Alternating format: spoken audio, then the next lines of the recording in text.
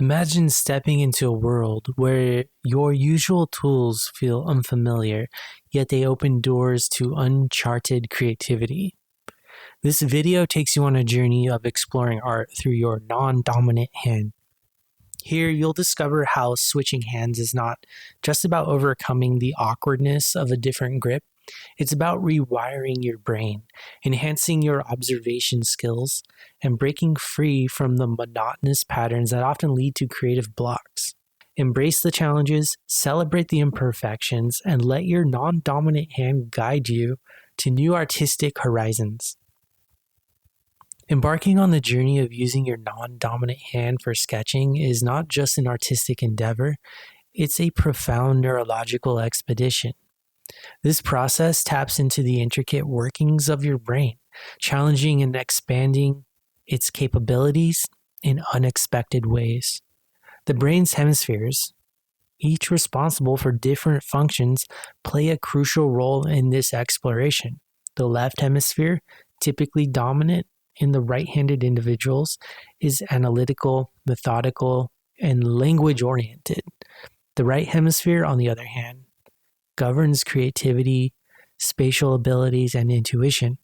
By using your non-dominant hand, you're essentially activating the less utilized side of your brain, fostering a unique form of cross-hemispheric communication. This switch in hand usage does more than just stimulate the brain's creative centers. It fosters neural plasticity, the brain's ability to reorganize itself by forming new neural connections. This adaptability is a cornerstone of brain development and function. As you struggle with the unfamiliarity and clumsiness of your non-dominant hand, you're not merely learning a new skill, you're actively enhancing your brain's capacity to learn, adapt, and grow. Moreover, this practice can inadvertently lead to improved cognitive abilities. Tasks that seemed mundane when performed with the dominant hand gain a new layer of complexity, requiring deeper focus and problem-solving skills. This enhances cognitive abilities like memory, attention, and processing speed. Lastly, non-dominant hand use in drawing opens a gateway to emotional exploration and expression. It's a form of unspoken communication, allowing emotions and subconscious thoughts to surface through the unrefined and uncontrolled strokes of the less dominant hand. Drawings created in this manner is often more raw, honest, and revealing, offering a visual representation of your inner emotional landscape. In essence, using your non-dominant hand for sketching is not just an exercise in artistic curiosity. It's a comprehensive workout for your brain, enhancing its function, creativity, and emotional expressiveness. The practice of sketching with your non-dominant hand goes beyond merely learning to draw with the other hand. It opens a realm of profound benefits. This can enhance both your artistic skills and general well-being. One of the most significant advantages of this approach is the liberation of creativity. With your dominant hand, you're likely to fall into familiar patterns and techniques. However, your non-dominant hand, unaccustomed to the precision and control, leads to unexpected outcomes. These outcomes, though seemingly imperfect, are often more creative and uninhibited. This method encourages you to think outside the box, leading to more innovative and original art and drawings. The second benefit is improved brain function. Engaging your non-dominant hand in sketching is a form of neurologic exercise, activities that stimulate the brain, promoting mental fitness. This kind of cross-lateral activity encourages the development of new neural pathways, enhancing brain functions such as coordination, concentration, and cognitive flexibility. It's a brain workout that not only improves your art, but also sharpens your mind. Third is emotional exploration and therapy. Non-dominant hand drawing can be a powerful tool for emotional exploration and therapy. This form of expression can unearth emotions and thoughts that are often not accessible through verbal communication. The less controlled and more spontaneous strokes can reveal underlying feelings and personal narratives, making it a therapeutic process for self-discovery and emotional release. If you find yourself stuck in a creative rut, switching to your non-dominant hand can be a breakthrough strategy. This change forces you out of habitual patterns and compels you to approach your art from a different perspective. It's an effective way to overcome creative blocks and discover new methods and styles in your work. The fifth benefit is enhancing observation skills. Sketching with your non-dominant hand requires a higher level of focus and observation. Since the hand is less skilled, you need to pay more attention to the subject, noticing finer details and subtleties that you might overlook otherwise. This heightened awareness not only improves your artistic skill, but also enhances your general perceptual abilities. Non-dominant hand sketching is not just an artistic experiment, it's a holistic practice that nurtures creativity, mental agility, emotional depth, and observational acuity. So, embarking on the journey of non-dominant hand sketching can seem daunting at first, but with the right approach and mindset, you can unlock a new world of artistic expression. Here are some practical tips and techniques to help you get started. First, warm-up exercises. Begin with simple exercises to acquaint your non-dominant hand with the act of drawing. Start by tracing lines, curves, and basic shapes. These exercises aren't about creating perfect forms, but about getting comfortable with the movement and feel of the pencil in your less familiar hand. Think of it as a warm-up session for your muscles and brain, easing into the process. Second is gradual progression. Once you're comfortable with the basic shapes and lines, gradually increase the complexity of your sketches.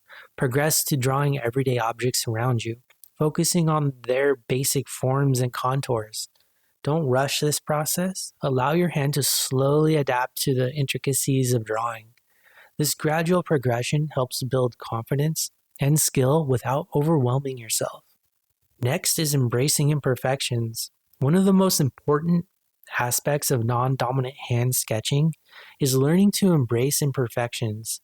The lines will be wobbly, their proportions might be off, and the overall look will be vastly different from what your dominant hand can produce. Recognize that these imperfections are part of the process and have their own unique beauty and charm. They reflect your learning journey and are valuable in developing a new style. Next is experiment with different mediums. Don't limit yourself to just pencils. Experiment with various mediums like charcoal, ink, or even paints. Each medium reacts differently to the untrained movements of your non-dominant hand and can offer new textures and effects in your art. This exploration can be incredibly freeing and enlightening, opening up new avenues for creative expression. Next, set realistic goals. It's important to set realistic expectations and goals. Remember, the aim is not to mirror the skill of your dominant hand, but to explore and develop a different facet of your artistic ability. Set small, achievable goals and celebrate these milestones. It could be as simple as completing a sketch daily or experimenting with a new technique each week. And finally, reflect and adjust. Regularly take time to reflect on your progress. Look at your sketches not just for what could be better, but to understand how your style and approach are evolving. Be open to adjusting your techniques, experimenting with new styles, or even taking a step back to simpler exercises if needed. By following these tips and techniques, you'll gradually find comfort and confidence in using your non-dominant hand for sketching. Sketching with your non-dominant hand isn't easy. It feels awkward, like writing your name with your foot. The pencil feels strange, the lines wobble, and nothing looks right. This is normal. It's like learning to walk. You fell then, you'll stumble now, but you kept walking, so keep drawing. Acknowledge that frustration will come. It's like a storm, let it pass. You're doing something hard. Remember, this isn't just about making art, it's about seeing the world with fresh eyes. When frustration comes, step back. Look at what you've done, not with judgment, but with curiosity. What did you learn? What can you try next? Coordination is hard. Your hand isn't used to this. It's like speaking a language you've only heard. Start slow. Speed isn't important. Understanding is. With each line, your hand is learning. Give it time. Be patient with yourself. Patience is a form of courage. And finally, comparison is a trap. Your non-dominant hand won't draw like your dominant one. Don't expect it to. This isn't about replicating. It's about exploring. Your non-dominant sketches are a different kind of art. They're raw and honest. They have their own beauty. Appreciate them for what they are. Drawing with your non-dominant hand forces you to look closer. It's like turning up the volume on a quiet conversation. You have to listen harder. When you draw with the hand that's not used to holding the pencil, you can't rely on muscle memory. You must observe every detail of what you're drawing. The curve of a leaf, the shadow under a cup, the lines on a face. You see things you'd miss otherwise. This kind of drawing makes you slow down. You're not just glancing, you're studying. It's like you're seeing things for the first time. And in a way you are. You're seeing them not just with your eyes, but with your hand, your mind, your whole being. It's a deeper kind of seeing, a more honest kind. You'll start to notice subtleties. The way light falls, the texture of surfaces, the myriad of shades of colors. These things were always there, but now you're really seeing them. It's not just observation, it's appreciation. The world becomes richer, more intricate. You're not just drawing a cup, you're capturing a moment of light, shadow, and form. This observation skill transfers to other parts of your life. You become more attentive, more aware. It's like you've been walking through a garden and suddenly start noticing the flowers. Everything has more detail, more depth. You're not just living in the world, you're observing it, understanding it, being part of it. Drawing with your non-dominant hand is a journey of seeing. It's frustrating, slow, sometimes awkward, but it opens your eyes. You don't just draw better, you see better. And in seeing better, you live better. Using your non-dominant hand for drawing can be a powerful tool against creative block. When you're stuck, it's often because you're trapped in familiar patterns. It's like walking the same path every day and wondering why the scenery never changes. Your non-dominant hand doesn't know these paths. It's free to explore. When you always start a face with the eye, it's a habit. Habits are shortcuts your brain uses to save effort. But in art, shortcuts can lead to creative stagnation. Your non-dominant hand doesn't have these shortcuts. It might start a face with the ear, the contour of the cheek, or the curve of a chin. It's unpredictable. This unpredictability is a breath of fresh air for your creativity. This switch to your non-dominant hand can feel like a reset button. It forces you to approach a subject without preconceptions. You're not just drawing differently, you're thinking differently. It's a challenge that wakes up your brain. You're no longer on autopilot. Every line is a decision, a conscious act of creation. In this space of uncertainty and exploration, new ideas can flourish.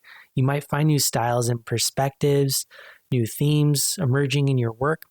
It's like turning over a rock and finding a whole world underneath. Your art becomes a space of discovery, not just execution.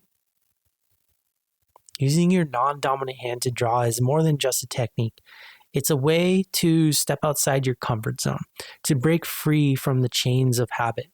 It brings back the wonder and curiosity that fuels creativity.